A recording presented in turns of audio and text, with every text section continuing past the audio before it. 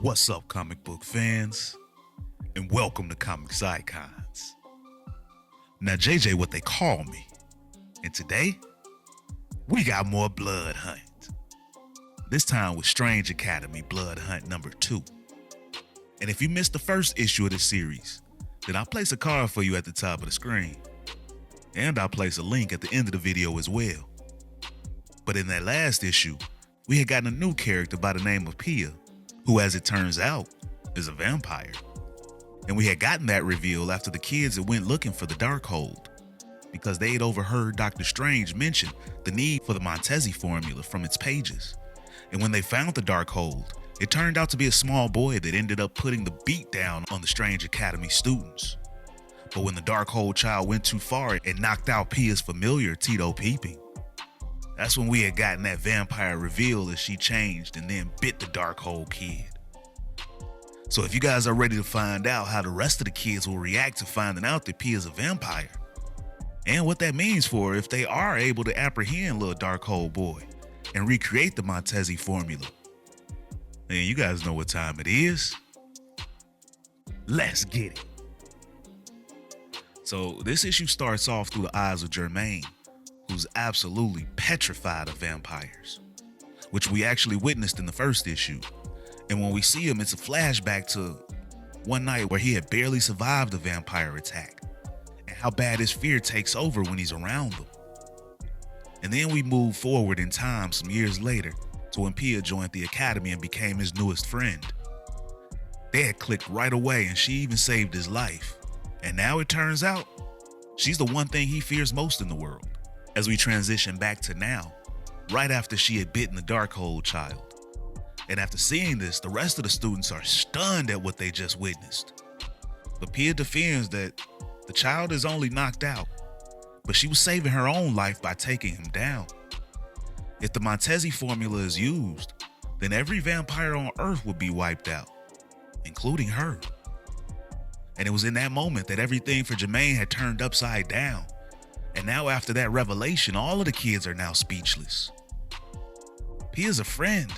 And if that formula wipes out their friend, then they need to make sure that Dr. Strange can't use it. They've got to protect their friend. But then they all realize that the Darkhold child is missing now.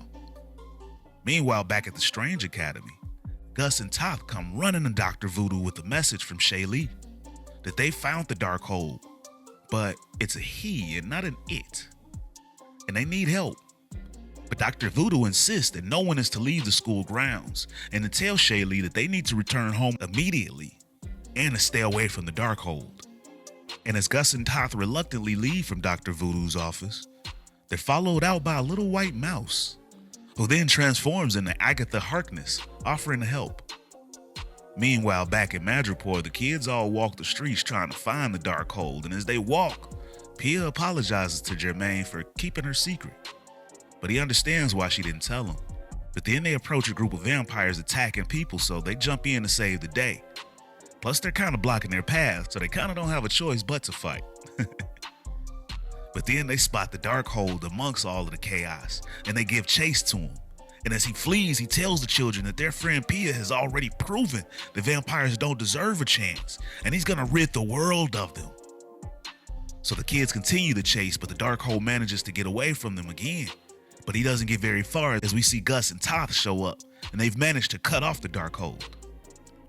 And then Gus and Toth relay Dr. Voodoo's message about staying away from the Darkhold, who agrees and is just about to attack them until Gus finishes that Agatha Harkness actually helped them portal there.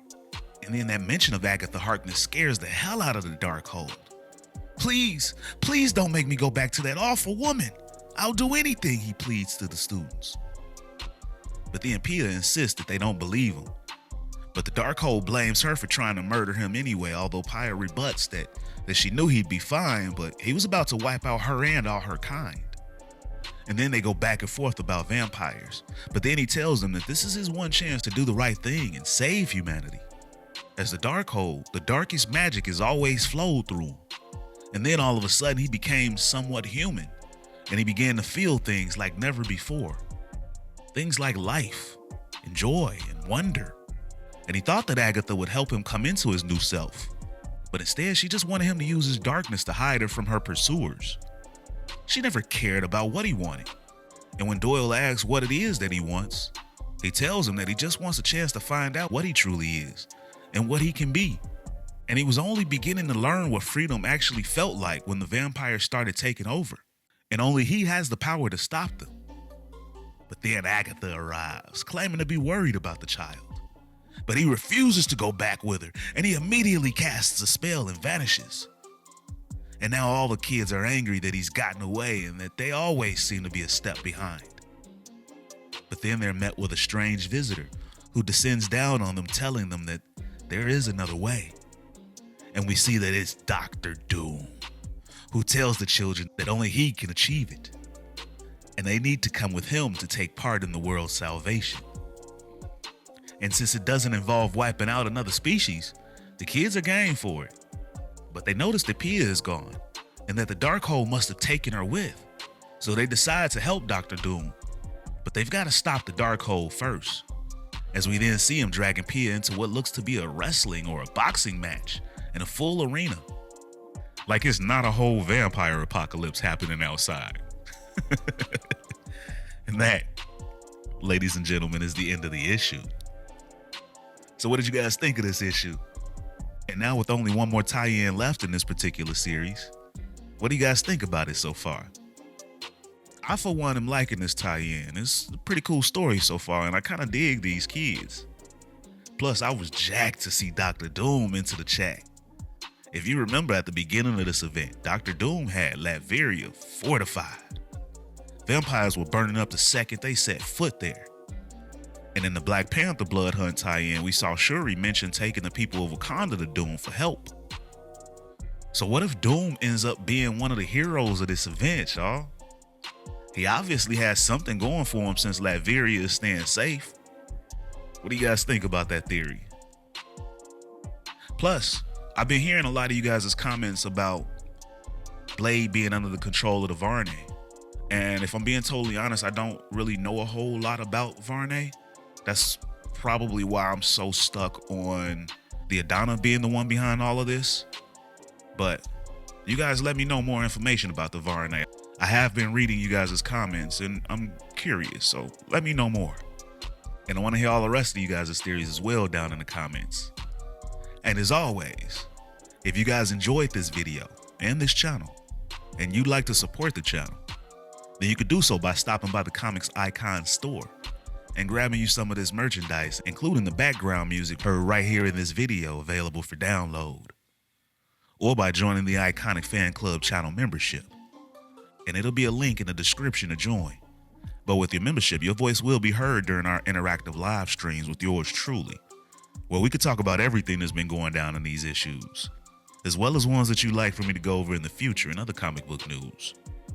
Plus, you guys will get loyalty badges, member shoutouts, and up to 20% off of Comics Icon's merchandise from the Comics Icon store. And we've got tiers to the memberships as well, starting at just 99 cents. Now, how's that for an easy way to help out and support your favorite channel? Or you guys could donate to the channel with a super thanks. And if you're not able to do any of those, then you can still be a tremendous help to the future of this channel by dropping a like, share, and subscribe in the Comics Icons for more icons in the comic book world. But ladies and gentlemen, it's about that time. I'm out. Peace.